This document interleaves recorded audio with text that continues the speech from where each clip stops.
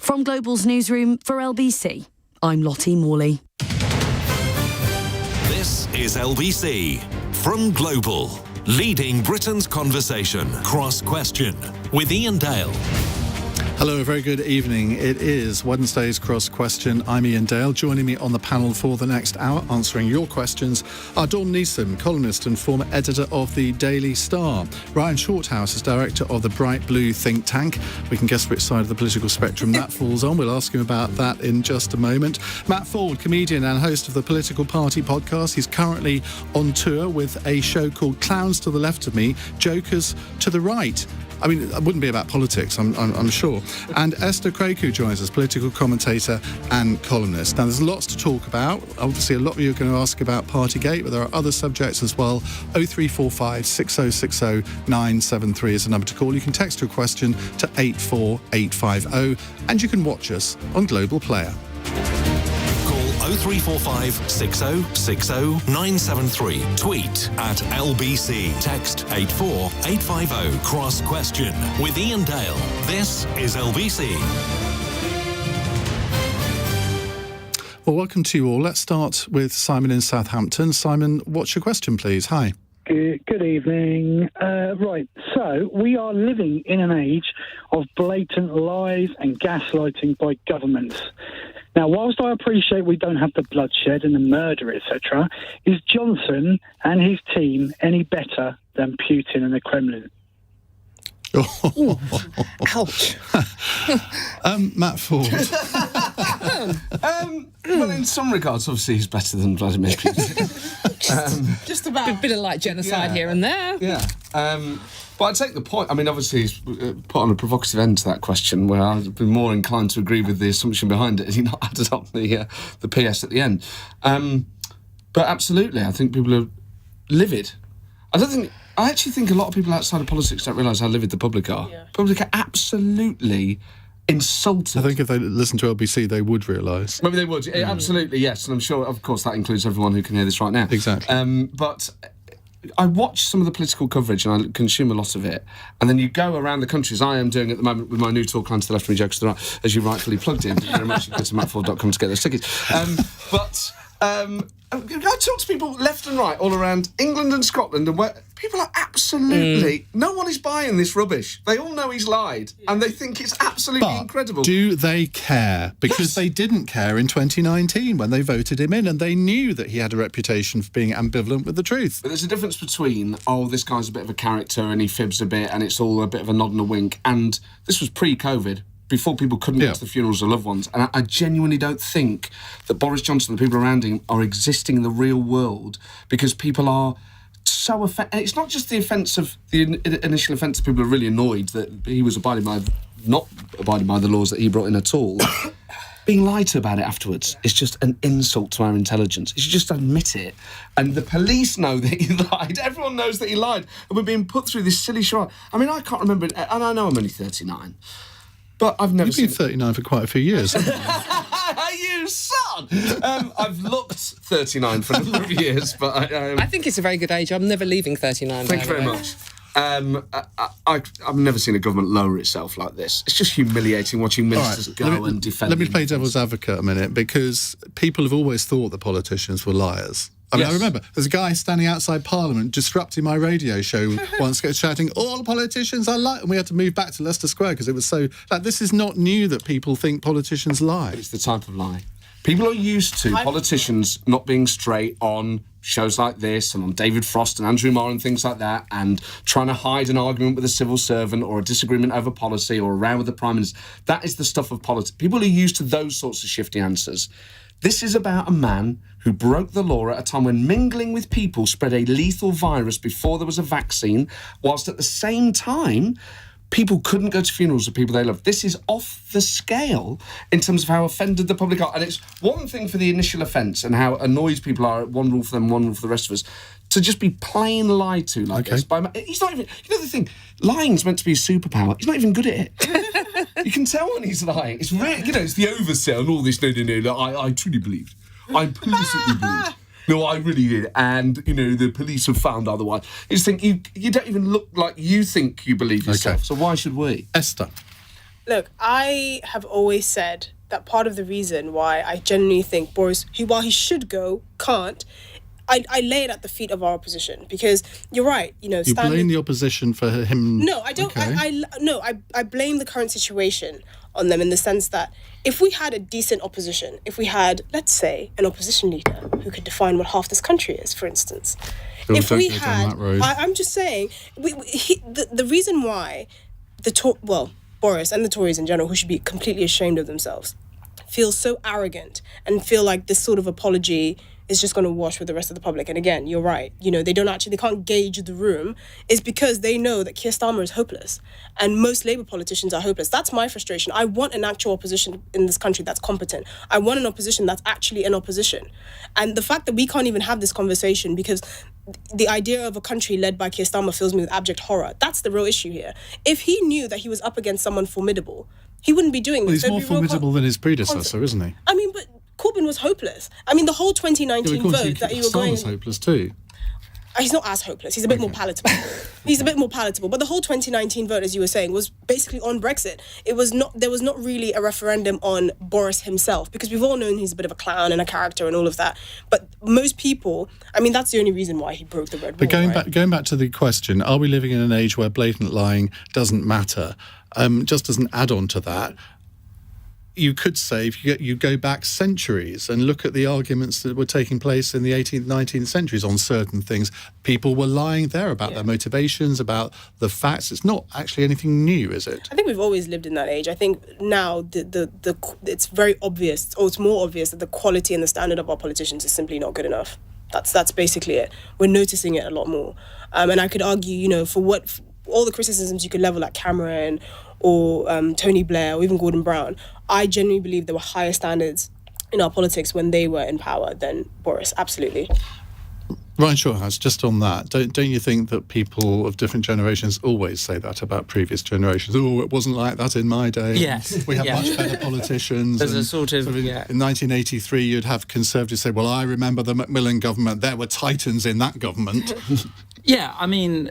Also, I think in terms of the salaries that you can get outside of politics, maybe talent is drawn away. So there may be something to it. But, is there any evidence that the quality of politicians today is worse than in the past? There isn't any. I haven't seen any. So, maybe some of it is nostalgia. On this point about Boris, I mean, I'm not here to be the sort of defender of Boris. But what I would say is, I don't think he thinks he's lying. And there's a difference, isn't there, between... deliberately misleading Parliament and inadvertently doing it. And the former is definitely a breaking of the ministerial code. The latter isn't. And I think the bigger problem is that, and I remember I used to be an advisor. Just on that, hang on that. Amber Rudd resigned as Home Secretary because she inadvertently told a lie to Parliament. She didn't do it deliberately. She was told by her civil servants this happened, so she read it out in the Commons, and she resigned over it. Turns out she shouldn't have done in the end. Well, I think Amber Rudd probably has a higher threshold for doing things than Boris, obviously. But what I would say, the bigger problem that Boris has is that he's not a details person. I just don't think he really knew the details of the rules that he himself was signing off, which is a very big problem. It is a big problem.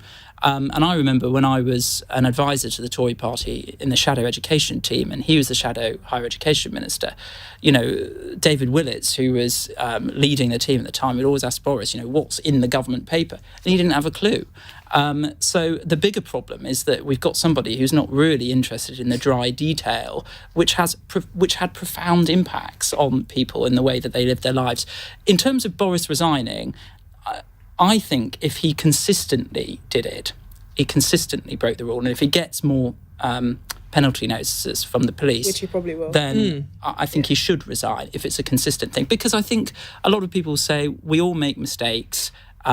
This one case here, he's got a penalty charge notice for it, fixed penalty notice, for it.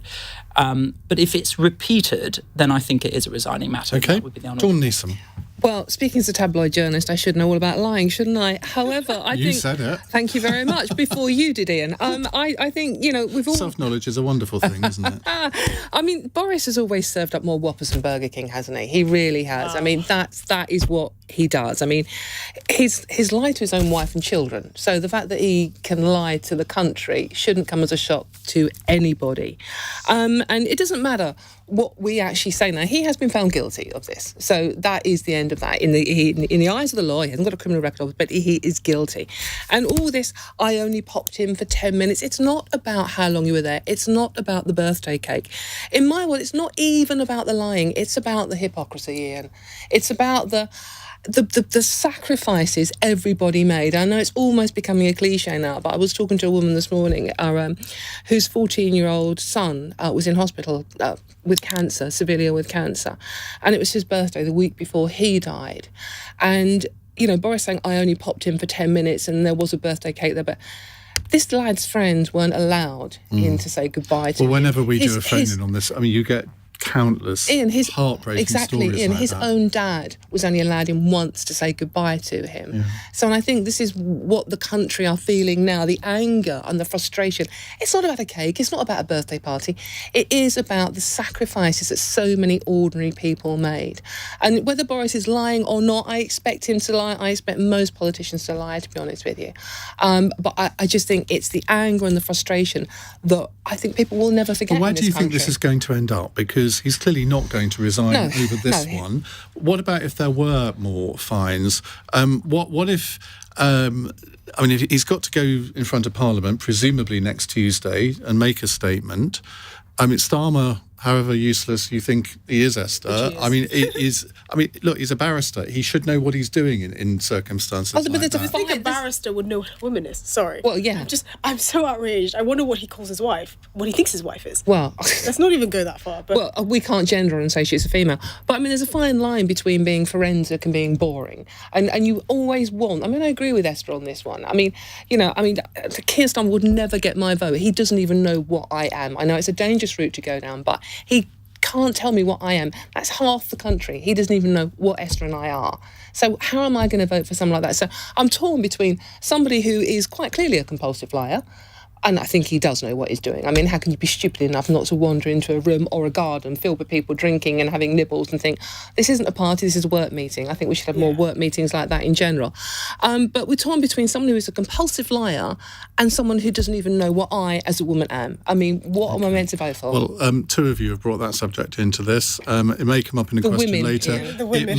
I said two of you. You're allowed to say that. I'm quite happy to call you women, but we don't need to get sidetracked on that particular debate at the moment, I don't think. We will move on to another question in just a moment. It's 8:15. This is LBC.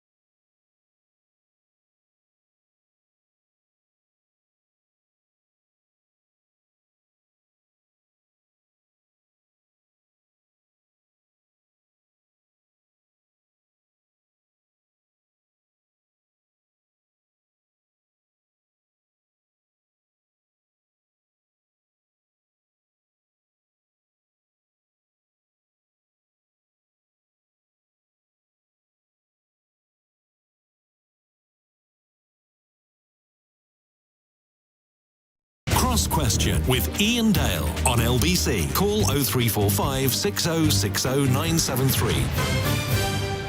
It's 17 minutes past 8. We have a very troublesome panel with us tonight. They consist of Dawn Neesom, former editor of the Daily Star, Ryan Shorthouse, who's actually the least troublesome member of the panel so far, director of the Bright Blue think tank. What is the Bright Blue think tank, Ryan? Good, I'm allowed to plug my think tank. Like Matt's allowed to plug his show. It's a centre-right think tank, which is all about vetting and changing government policy. Is it sort of a bit Thatchery, a bit Borisy, a bit sort of wettish? We're sort of on the liberal wing of the Tory party, so we're a bit Cameronite. Okay. And Matt Forde, comedian, host of the Political Party podcast, starring the two all over the country at the moment. And Esther Krakue is a political commentator and columnist. Has got the most amazing dress on, if I may say so. Thank you. Right, let's go to the next question. I wondered what you were going to say then, I'm sorry. Did you? Seth is in St John's Wood. Hello, Seth. Hello, Ian. Hi, what would you like to ask? My question is that they say a nation gets the leaders it deserves. If that is so, then have the standards of the British nation fallen so low that we deserve a leader as lacking in character and moral integrity as Boris Johnson? So in the words of the Pet Shop Boys, what have we done to deserve this? I know. Well, I think that, the country, this is a very low moment in our politics. I'm more concerned with the actual Tories that are backing Boris. And this is my fear.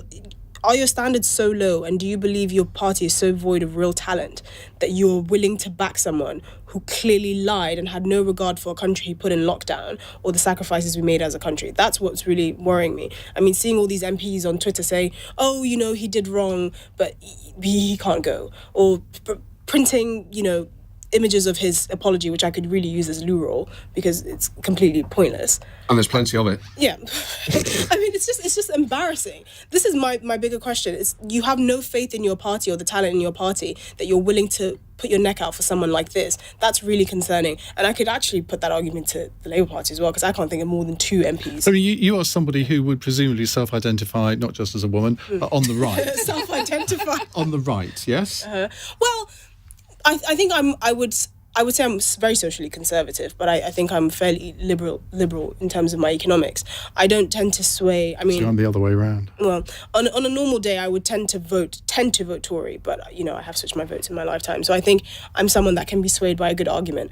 But I also think there should be standards in our politics, and what we're seeing now is a complete embarrassment. I don't know how this man has the moral fortitude to tell anyone anything when clearly the way he conducts himself and the way he thinks what he thinks this country deserves is so low. Dawn, Esther mentioned the word there, standards. Is that something that we need to have a much bigger debate about in our society? Because if we think back to all of the sleaze allegations in the major years, we then had the Committee on Standards in Public Life, and they listed, was it 7 different things that the politicians had to abide by, and I'm not sure that the general public think things have got any better over the last 25 years. I don't think they have. I think most people are convinced that it has got worse. I mean, everyone cites Margaret Thatcher as somebody that they felt they could respect. I was lucky enough to interview Margaret Thatcher as well as David Cameron and Tony Blair, and out of the 3 of them, well, the one Ian that I genuinely respected on a personal and a political level was Margaret Thatcher. I felt she was pretty straight down the line, whereas the other 2, even though I'm not a political animal, and I certainly wouldn't know who to vote for at the moment. I think the vast majority of people in the country wouldn't know who to vote for, but I felt maybe it's because she's a woman, or she identified as a woman at the time, Esther, I believe. Maybe it was... You're obsessed. Oh, of course we are, we're women. But I think that, yes, to a certain extent, we are getting the leaders we deserve at the moment.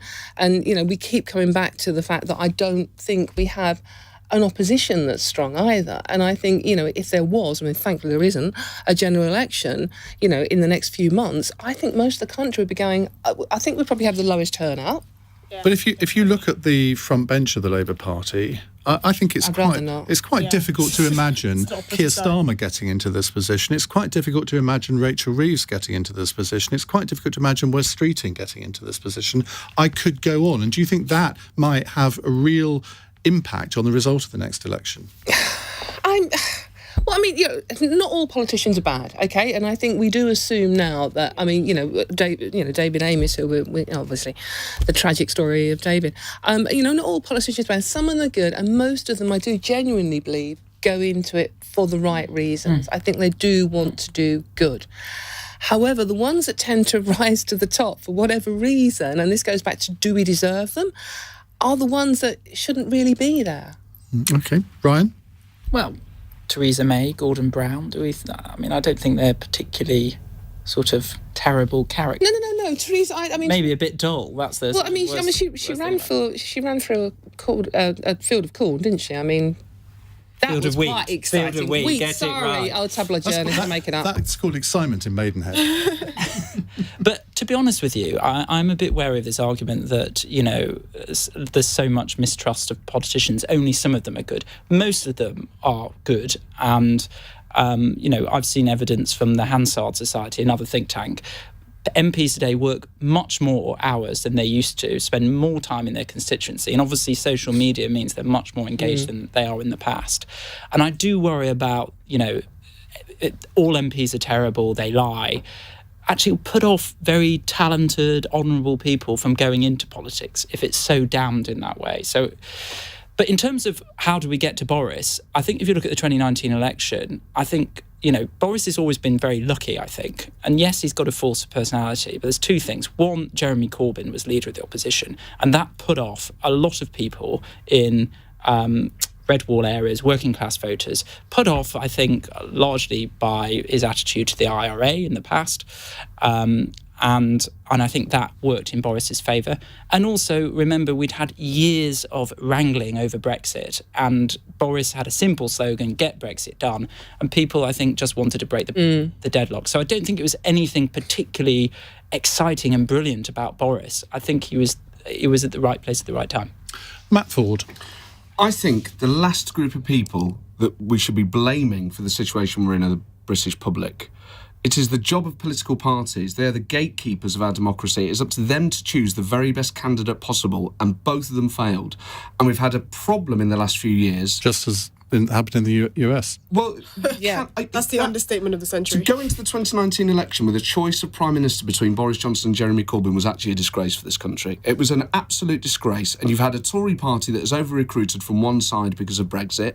It has deeply talented people on their backbenchers, people like Tom Tugendhat, people like Jeremy Hunt, who are prime ministerial material. The Labour Party had tons of talent that in the Corbyn years wasn't just ostracised, it was bullied and harassed. Every major political party in this country, the SNP, the Tory party, the Labour Party, has allowed a hooligan element into our politics because politicians in the modern era have become weak. They're not brave enough to take on their own supporters and say, actually, that behaviour is appalling, you are not welcome in this party. And they've all allowed it to happen. And the last group of people we should blame are the public. You two whittle it down to the best you've got, and we are then forced to choose between them. So I don't think we should over-analyse our role in this. We can only choose... I mean, it's only going to be the leader of the Tory party or the Labour Party that would have conceivably formed the last government. That is not our fault. That is because politics in this country has become beholden to bullies online and bullies in person, and they should all be ashamed of themselves. Could you imagine being American? My God, having to choose between Trump and a corpse. I mean... Okay.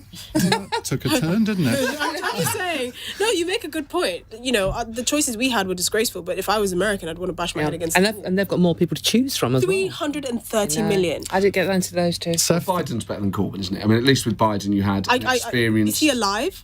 Well, yes, he is. Not by your definition. Seth, thank you very much for that. Let's move on to Matt, who is in Lahti in Finland. Hello, Matt. Hello there, Ian. How are you? Very well, thank you. What's your question? OK, my question is, should Britain be supporting Finland's membership application of NATO? Matt Forde.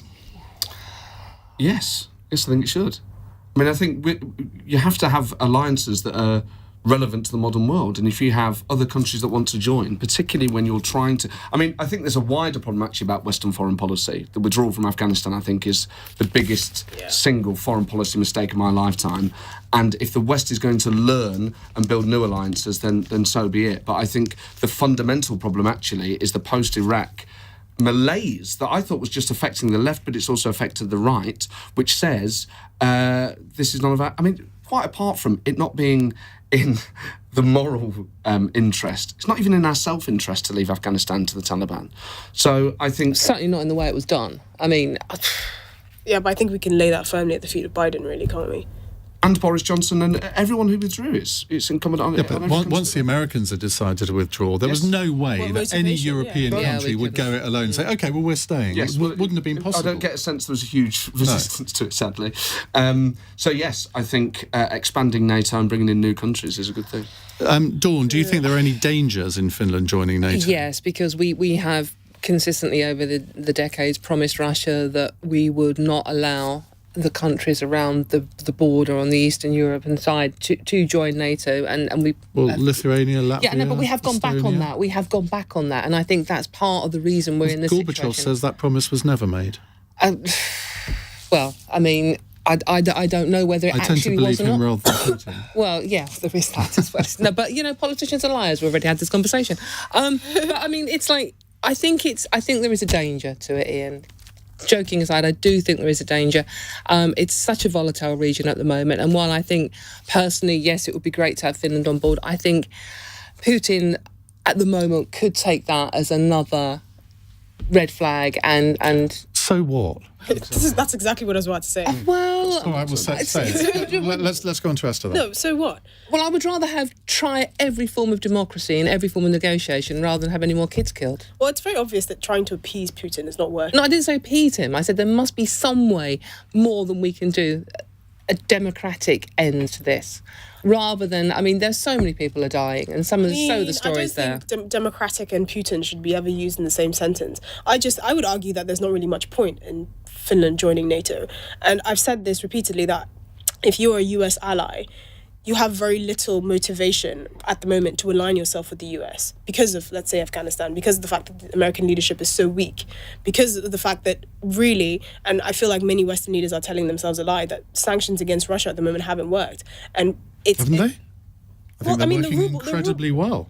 I mean, the ruble's recovered, right? And I would say that arguably this is a huge failure on European energy policy, because they didn't foresee this, because they were comfortable enough to continue to get cheap. But that is true. But NATO, Russia, I think, has been a lot more united than I ever thought it would be. Yes, you've got Germany and France sort of not quite playing ball on some of the sanctions, energy ones, but you've got to understand the reason for that in Germany's case in a way. But I think the fact that this has happened, I don't think anybody foresaw that he would launch a full-scale invasion of Ukraine. That has put the wind up Sweden and Finland, and so they naturally think, well, okay, we want to at least think about becoming members of NATO. That's a natural response, isn't it? What would actually benefit Finland from making that decision? Because obviously, like Dawn said, there is the very real possibility of Russian aggression as well. But also, can you really trust NATO allies at the moment? I don't think so, personally. Well, I think if you're a Ukrainian, you look at the situation and think, well, okay, they could have done more. You can always do more. But if they had been members of NATO, Putin would not have done this, quite simply. I take that argument. Okay, Ryan. I agree with Ian. I mean, I think Finland's membership should be fast-tracked. Let's not sort of swallow the Putin propaganda. NATO is a defensive organisation. It's up to countries if they want to join it. Of course Finland's going to say, neighbouring Russia's just invaded Ukraine. We're quite fearful. No way will Russia invade a NATO country. Its firepower against NATO is minimal. But we didn't think it'd invade the Ukraine. Well, Ukraine is not a NATO country. No, I know it's not a NATO. And of course NATO is providing arms to Russia, which has meant that Russia, which has a much superior military force to Ukraine, is not winning in the way that it thought it would, and in fact has now focused its attention in eastern Ukraine. So even though NATO is not directly militarily intervening, it's still supporting Ukraine, and that is having effect. There is no way that Russia would ever invade a NATO country, and that is why Finland want to join, and it's right to. Thank you very much indeed. Let's go to Matt, who's in Finland. Matt, I don't know how long you've been in Finland for, but could you have ever imagined that Finland would ever apply to join NATO? No, not really. I've been here 2.5 years. I've been married 19 years to a Finn. I think the invasion of Ukraine has made a great deal of difference to the population of Finland. And I now think that, maybe 70 or 80% of the population are in favour of NATO.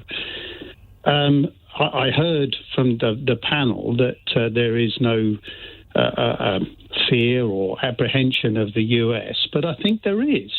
I think the USA is still a key player in world security, and I don't think that Russia really wants to play that card. I think that the Finns will vote or will decide to go into NATO, and I think that's a good move. I think in the current, will it be the government that decides, or will it be a referendum? I don't think it's a referendum deal here. I think it's going to be more of a decision. One of the things I think about referendums is it's you're putting off a governmental decision to somebody else, and it's not a very good idea. OK. Matt, we have to leave it there. Thank you very much indeed for calling in. That was Matt's first time call. Really good question. We'll come to more of your calls in a moment. It's 8:34 on LBC. Time for the news headlines with Lottie Morley. A Conservative peer has resigned as a Justice Minister after Boris Johnson was fined for breaching lockdown restrictions. Lord Wolfson says he's disappointed by the official response to the scale of rule-breaking in Downing Street. The man who stabbed Sir David Amess to death has been told he'll never be released from prison. Ali Harbi Ali has been given a whole life term for his attack at a constituency surgery in Essex in October. A 3-year-old girl and a 5-year-old boy have died in hospital following a house fire in Preston on Friday night. A man has been released under investigation while police try to identify how the fire started. LBC weather, showers easing to leave a dry and clear evening, a low of 4 degrees. This is LBC.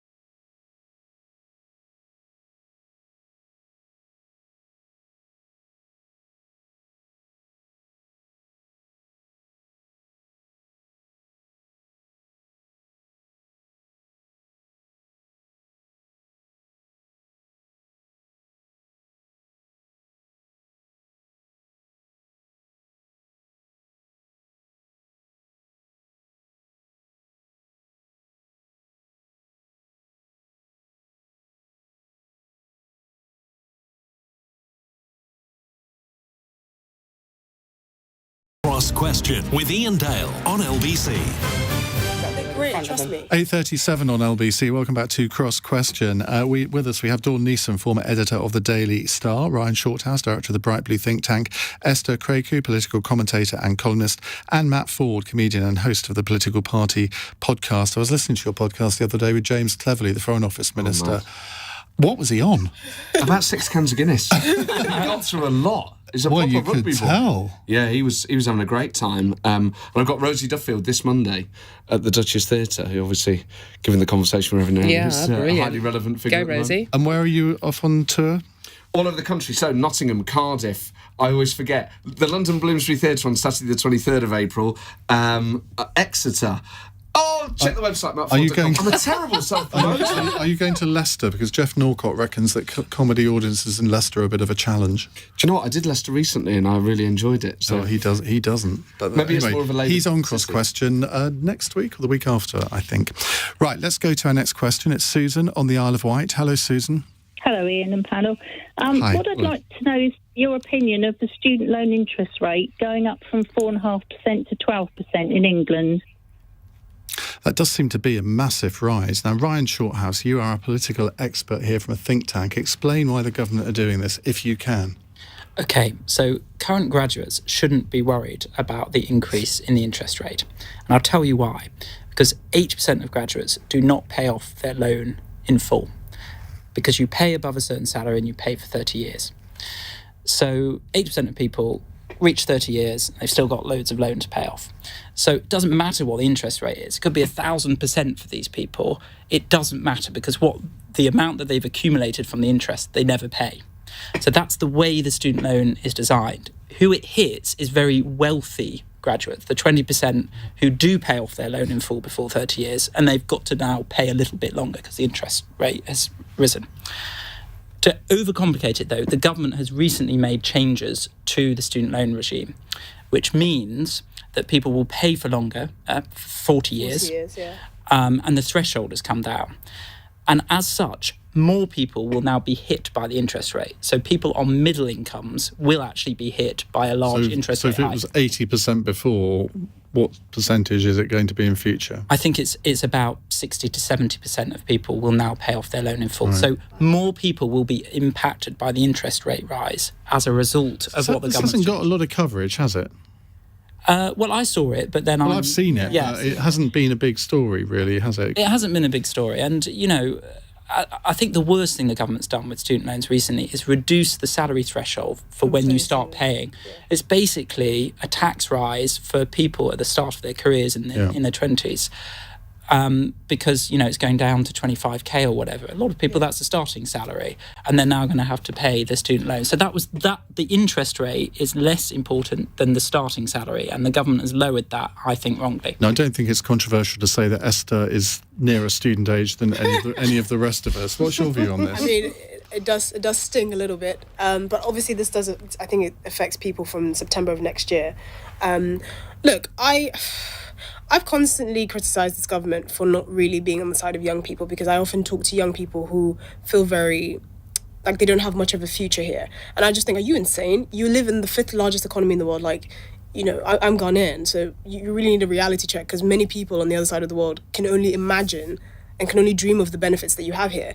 But when you really talk to them, they just feel like their lives are basically constitute taxation and limited opportunities. And I think this doesn't help that, right? How are you supposed to tell a young person that you can achieve everything that that you want to achieve, provided you put in the hard work, when you're taxing them for longer at higher rates? Inflation is at 7%. It's expected to get to 8.7% by the end of this year. I filled my car up with fuel and I teared up a little bit today. The cost of living is rising. You teared up? It's just, because a bit of petrol got in your eye. No, it was so expensive. She's got a very big car. I don't. I drive a Matchbox. I literally drive a Matchbox on wheels.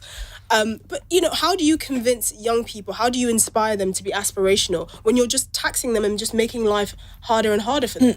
This is the issue, and I've argued that the current chancellor we have is the most conservative I've ever seen. It's really infuriating.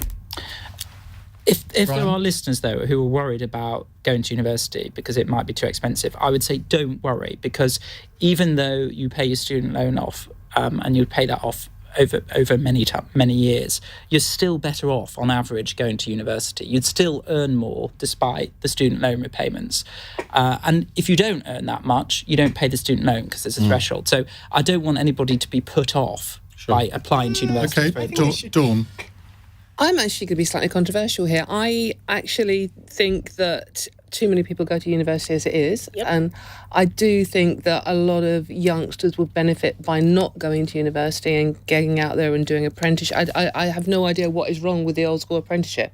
I mean, that's how I started out. Not enough of them, for one. But there's not enough, but I think that's an area that needs tackling. Yeah. So I think that youngsters are getting themselves in horrific debt that hangs over them for the rest of their life is profoundly depressing.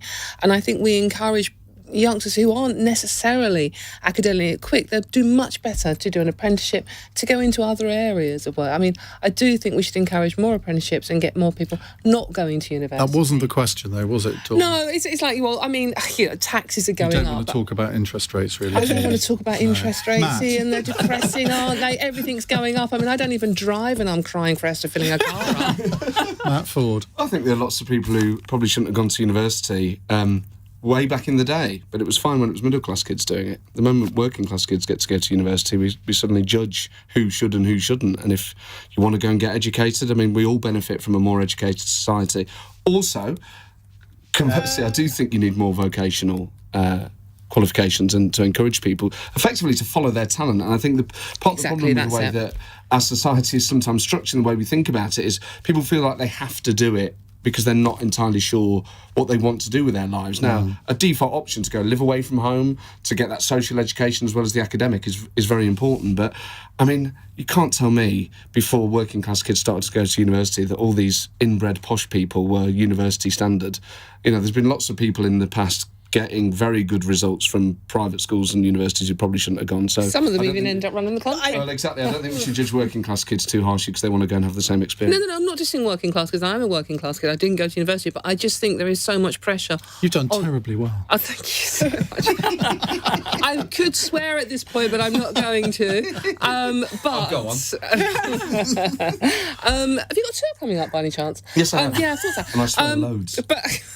But I do think that I mean, it is fine. Whatever you want to do in life as a youngster, you can achieve, you can go for those dreams, and you don't need a university degree behind you to do so. And you could, to be honest though, you can go to university and do vocational courses. About 40% of all university courses are vocational. Yeah, because I think gone are the days when you automatically go to university just to get a degree. Yes.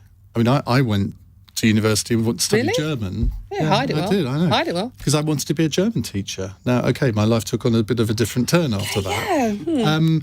But I think it is entirely right. If you've got a definite idea of what you want to do, what's the point of going to a degree that is completely different? But I think what this interest rate hike means is do not go to university to study a useless, pointless degree, because there's also a disparity, right? We're talking about the traditional tax rates, interest rates targeted richer graduates. Well, almost all of them are STEM graduates, right? If you're going to university, what is a pointless degree though? Anything with gender in there is pretty pointless. Back to that subject. She went there. I mean, traditionally, we can all think of, we've read in the Daily Star about David Beckham studies or Kylie Minogue studies, but do those degrees really exist anymore? So, okay, anything with studies, barring a few, and gender in there is, you can be pretty sure it's useless. Media studies. I get £9,000 to learn gender. Listen, if you were my child, I would handcuff you to my radiator. I mean, just explain what gender studies is and why you're so against gender studies. Because most gender studies graduates don't come out of university not knowing my gender. And that's a bit weird because you spent 3 years doing a degree. I'm assuming you should be able to define a man and a woman. But that doesn't seem to be the case anymore. She's just obsessed by the subject. Honestly. Come on, Ian, then. It's so ridiculous. What is a woman? No. I am not going. Well, Controversial. Wes Streeting is the only politician who I think has given a proper answer to that question. Is he a biologist? No, he's Labour's health secretary. But you like the health secretary might have an idea. I mean, anybody ought to be able to do that. But again, we're not going to get diverted because we haven't got a question on that. Thank goodness. It's 8:47.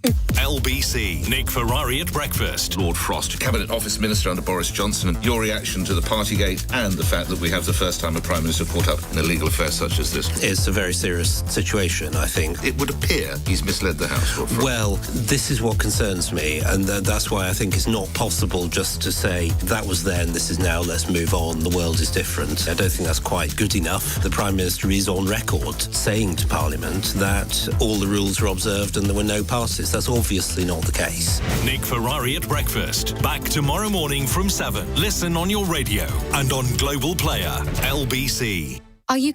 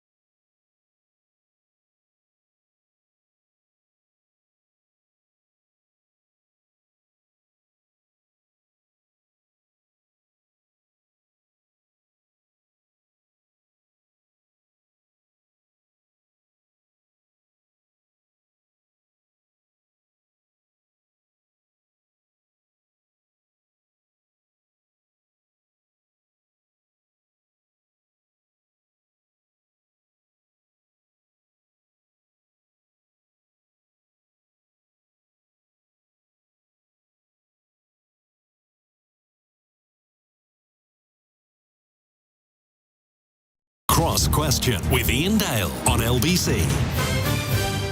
10 to 9 on LBC. Dawn Neesom, Ryan Shorthouse, Matt Forde and Esther Krakue with us for the next 10 minutes. Let's see if we can get in 3 questions in 10 minutes. Andrew in Chigwell is our next caller. Andrew, hi, what would you like to ask? Yes, good evening. In Extinction Rebellion and other protest groups are blocking petrol and diesel supplies. The police seem to be unable or inactive to actually stop them, and they are disrupting business and they are disrupting the country. Don't you think the police should be doing something about it? I have views on this, but they should remain secret. Esther? Yes, and I think the Home Secretary should be leading the charge on this. I think, look, and I've drawn comparisons with how these eco-protesters, which is very, very generous, a very generous thing to call them, how they've been treated compared to anti-lockdown protesters. But I'm not going to go down that route. Obviously, there should be more should be done to contain their actions because they're actually affecting normal working class individuals. But I also think they should be given a one-way ticket to China to see how well they fare when they try and protest there. That would be an interesting proposal from the government, wouldn't it? I would pay for it. Okay, Ryan? Well, I think their tactics are putting off the public, and we need to keep the public on side. in the journey to net zero, which is absolutely essential that we do it. And I just don't think their tactics are helpful whatsoever. Lots of polling suggests the public agree that climate change is something that needs addressing, and we need to have good policy, good technology to support people with that transition. This is putting people off and is in danger of threatening the journey to net zero. Matt, I don't know what it's like in your area, but around where I live, you cannot get petrol and diesel for love nor money at the moment. I don't have even though I have an electric car. It doesn't really affect me, to be honest.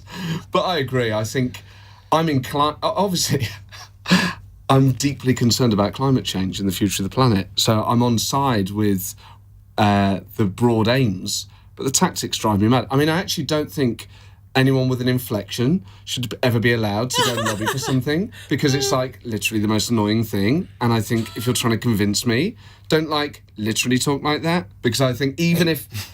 if Tony Blair spoke like that, I'd have never voted for him. It really is as fundamental as that. Dawn. No, I agree with the rest of the panel on this one. I think they are losing sympathy for a cause that is an important cause. I'm a climate realist, so I'm not a climate denier by any way, shape or form. However, some of the demands they make are unrealistic, and the hypocrisy that goes along with it. I mean, the people gluing themselves to the buildings in London today, if they'd all cycled there from homes that were driven entirely by wind, wave and solar power, from organic food that they grow and eat themselves, then I would say, yeah, OK, fair dues, but they're not. They're hypocrisy. We had one of them in the studio the other day, glued himself to the desk. Why did you leave him there? And you think, well, what is the point of that? Because that he and they will never be invited on ever again to share their views. So therefore, they're missing the point of being able to get the point across and have a debate about it. We need to talk about it, but all the time they're alienating ordinary people, as I said, trying to get to work. People trying to get to hospital. Can I ask, how did you peel that individual? I wasn't here. Okay. It wasn't my show. Right, Andrew, let's go back to you. What's your answer to your own question? Yeah, I noticed that not one of the panel actually answered the question. What the question was, do you think that the police should actually be more involved in moving them and doing something about it? I did answer it. I said the Home Secretary should give them a powers. Andrew, I'll answer that question, right? Okay, I'm a football fan. Unfortunately, I suffer from supporting the same team. Now, as a West Ham... You're rather enjoying it at the moment. Yeah, it's not too bad, actually. But if as a football fan, if I was going to a game and decided to glue myself and protest myself on the way there, at the game, or on the way back, I would be hauled off and thrown in, Nick, before you could say...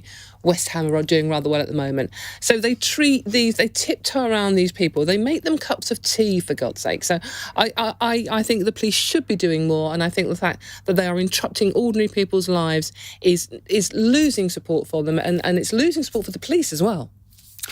Andrew, thank you very much. Let's move on to Mohammed in South Shields. Hello, Mohammed. Hi, Ian. Hi. My question is, with today's ruling on a total life sentence, should we bring back hanging for someone like that?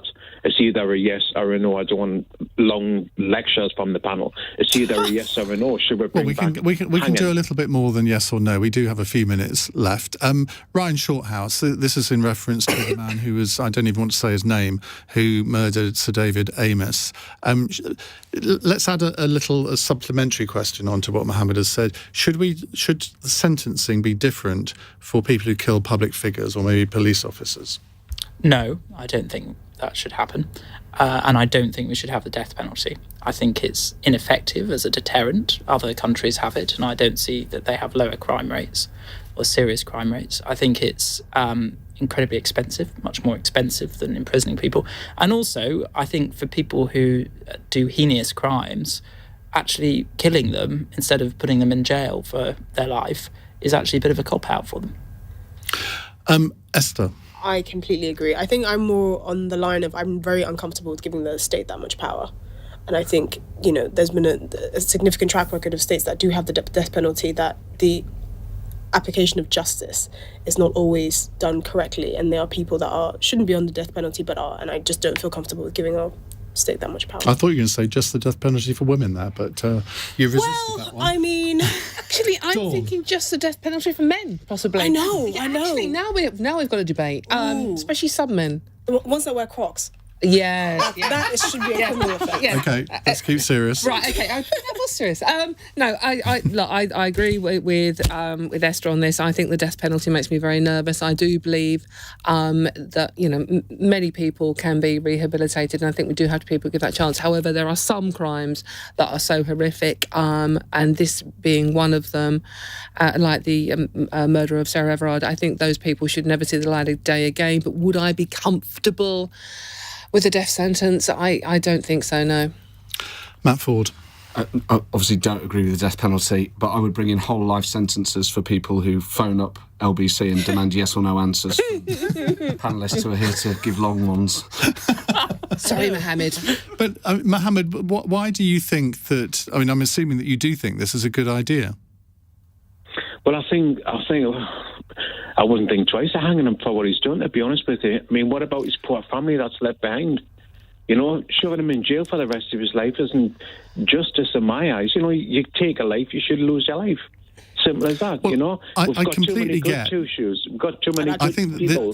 in a way, what you're displaying is a heart versus head issue, and that I think all of us around this desk, our hearts would tell us, yeah, string him up. But when you look at the consequences of that, I mean, do we really want to live in a country that that does that? I'm not sure that we do, but I think Matt has got a really good point in that there are only, I think, about 45 people in this country who are serving whole life sentences.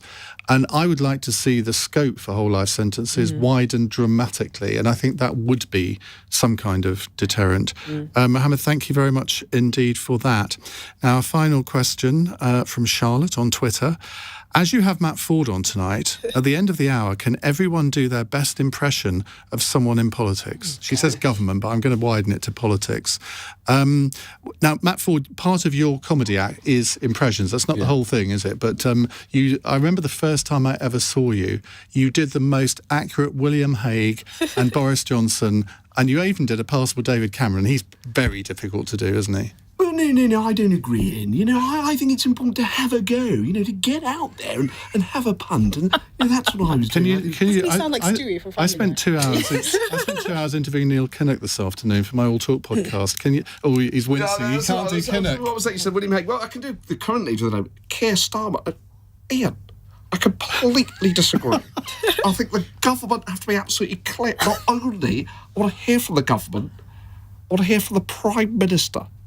I was going to say, there's a touch of admiration. And a touch of racial. Oh, can you say United Kingdom like Boris? Well, it's a very important point that we live not only in the United Kingdom of Great Britain and Northern Ireland, and I respect every listener across this. They can all go to mattford.com to get tickets for that. Ryan Shorthouse, do you do any impressions? No, not at all. Can I give it to Matt? Because that's much more interesting. That's not your get out. No, I think I thought I could do a Boris impression, but that's fabulous. Well, go on, try. If I wanted to do a Dawn, what's her name? Don't say Dawn Neeson, please. No, Diane Abbott. No, a Diane Abbott impression. I was just going to... I can do a Dawn Neeson. Don't you dare. West Ham are massive. Right, Esther. I don't think I can. I mean, if I was supposed to do a Diane Abbott one, I'd just be like 2 + 2 is 5. Because her math skills are very You've wimped out, haven't you? I know, but his is so good. Your future appearances on this programme might depend on whether you can do Diane Abbott. I mean, I noticed that Boris always says, in the United Kingdom. He doesn't say United Kingdom, he says United, and it's like he stands up a little bit when he says it, like a cat. But you sound much sexier when you say that. Boris never sounds sexy when he says it. I mean, he doesn't look very sexy. Dawn, can you do anybody? No, I can't. I'm just trying to think of a politician that sounds as common as Mark, and I'm a bit stumped as one. I can't. West Streeting? Yeah, well, there is. I'll have a go. Yeah, I know. I didn't say that, by the way. He did. I'm going to have a go at Sir Keir Starmer, and I'm going to go, well, a woman. It's more Margaret Thatcher, isn't it? You asked it. Right. We have a question here saying, can the panel please define what is a woman? Sadly, we've run out of time. Matt Forde, Dawn Neesom, Esther Krakue and Ryan Shorthouse. It's been a blast. Thank you very much indeed. We're going to talk about whether women are more emotional than men in just a moment. A football manager has got into a bit of trouble over saying that today. We'll give you the background in just a second and then take your calls. It's 9:01. On your radio, on Global Player, and Play LBC. Leading Britain's conversation. This is LBC. From Global's newsroom at 9 o'clock. A government minister is stepping down over the scale of rule-breaking in Downing Street during lockdown. Conservative peer Lord Wolfson has written to the Prime Minister offering his resignation as a Justice Minister. Boris Johnson was fined yesterday along with his Chancellor following parties across Whitehall. LBC's Westminster editor